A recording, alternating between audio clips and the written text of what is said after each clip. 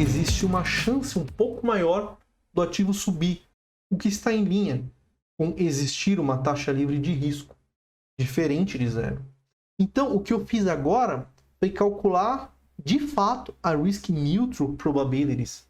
E agora, se eu calculei a Risk Neutral Probabilities, eu consigo, então, fazer o mesmo cálculo para o preço da opção. Vamos, então, fazer o mesmo processo.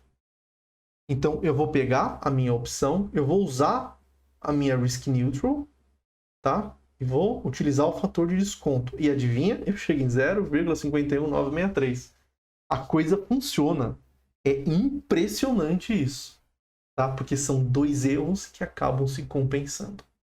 Tá? No primeiro cenário, você força a probabilidade, tá? É uma probabilidade fictícia, ela não é real. Tá? E no segundo, esses dois erros eles se compensam.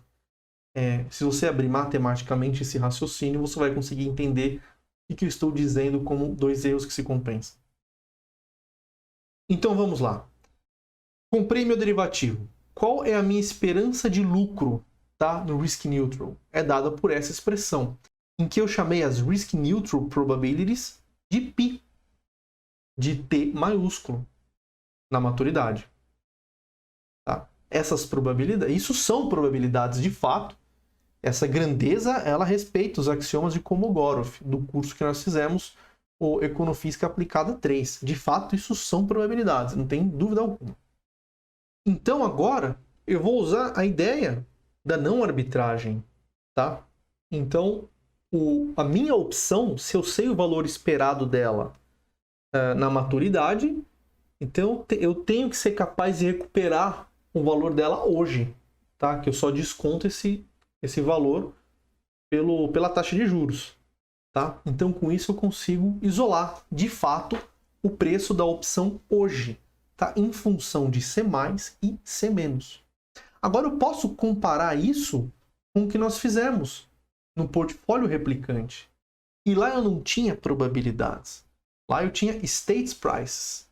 Mas, nitidamente, eu consigo montar uma relação, porque V0 e C0 são iguais, tá? Então, eu consigo escrever as minhas Risk Neutral Probabilities em função dos States Prices. Olha que coisa linda! Porque a análise Risk Neutral é a mais fácil, tá? Então, eu consigo escrever ela em função dos meus States Prices. E agora, este vai ser o processo que nós vamos utilizar na próxima aula. É um processo multiplicativo, que no próximo momento a ação tem uma probabilidade de subir numa razão U ou descer numa razão B.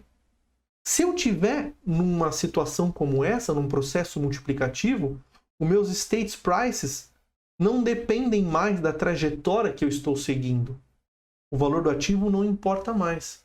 Todo momento no meu reticulado que o ativo pode subir ou descer, eu tenho as mesmas States Prices.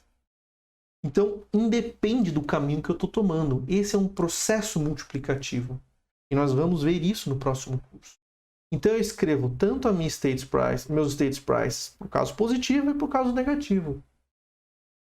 Então, com isso, eu consigo, de fato, fechar todo o meu estudo e reescrever as minhas Risk Neutral Probabilities em função de States Prices.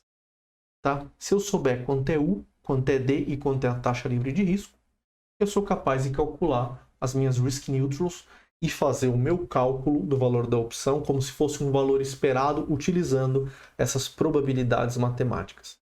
Tudo que foi falado aqui está no curso, com exceção do nome States Prices, que eu não tinha falado, que tinha um nome aqui, tá bom? Tudo isso foi visto no curso, ok? Pessoal, bons estudos para vocês e revejam esse material pelo menos mais uma vez antes de fazer o próximo curso. Te aguardo no curso 2.